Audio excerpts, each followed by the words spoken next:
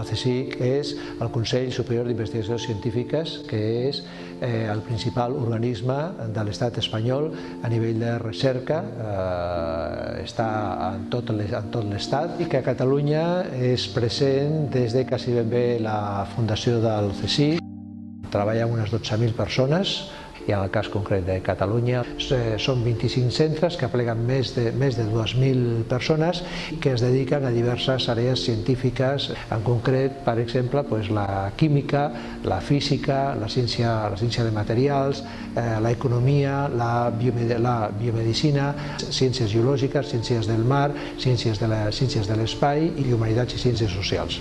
El CSIC es crea en 1939 i és hereu de la primera institució que va haver-hi a Espanya para el fomento de la recerca científica, que va a ser la Junta de Ampliación de Estudios y Fomento de Investigaciones.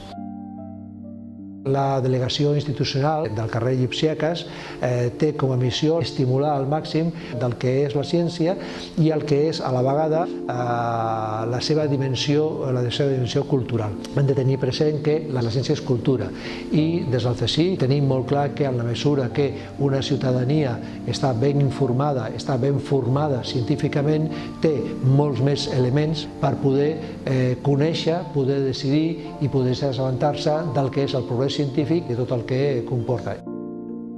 En el món de la cultura ciutadana ve diversos projectes com el concurs d'Inspiraciència, un concurs que és de base estatal però que té un gran predicament a la ciutat de Barcelona. Una altra actuació és un projecte com és el CSIC a l'aula, que és com científics van a les escoles de la ciutat, ensenyen noves tècniques i estan mostrant nous descobriments i noves aplicacions, etc. Un altre projecte que també desenvolupem és el projecte de Talent Lab. El Talent Lab està dedicat específicament a contribuir a que els professors tinguin una més gran formació científica. A més, es desenvolupen activitats pensades directament per la cultura ciutadana, com per exemple el projecte del Raval fa 6.000 anys.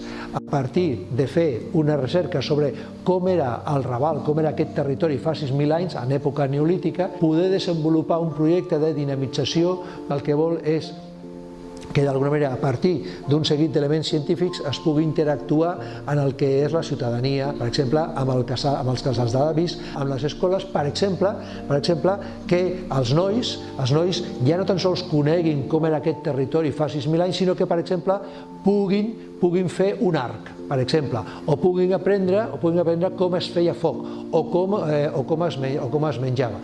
Llavors, amb diverses associacions del barri s'ha tirat endavant tota aquesta iniciativa i s'ha fet un conte que ha estat promogut per la regidoria del districte. Fins i tot s'ha fet una obra amb marionetes.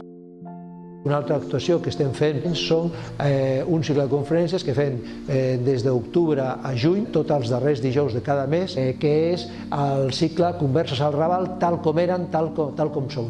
Una de les línies de recerca, per exemple, és conèixer el cos. És a dir, des de fa temps nosaltres veiem un esclat del que és els tatuatges, per exemple, i en el Raval hi ha molts petits tallers de tatuatge. Molt bé, per què això?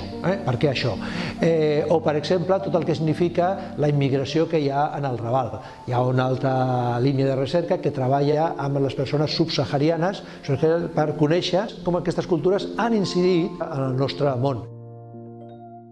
Aquest any passat, entre octubre i juny, el que es van fer van ser diverses taules rodones. Per exemple, comparar el que eren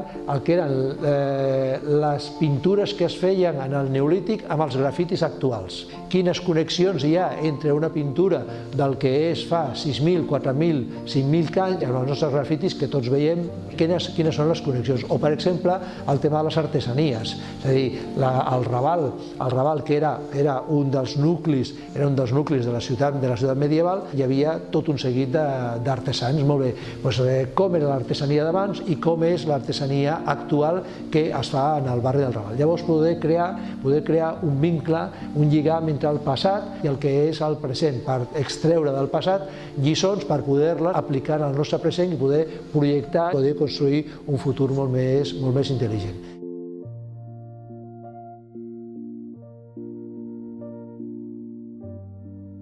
De cara al futur el que volem continuar és desenvolupant projectes de caràcter científic-cultural que permetin poder incidir i poder conèixer quines són les realitats del Raval. Per l'any 2018 farà 50 anys de la creació del Centre d'Humanitats del CSIC a Catalunya i estem preparant tot un seguit d'exposicions, d'actes que esperem que tinguin el ressò que es mereixeria.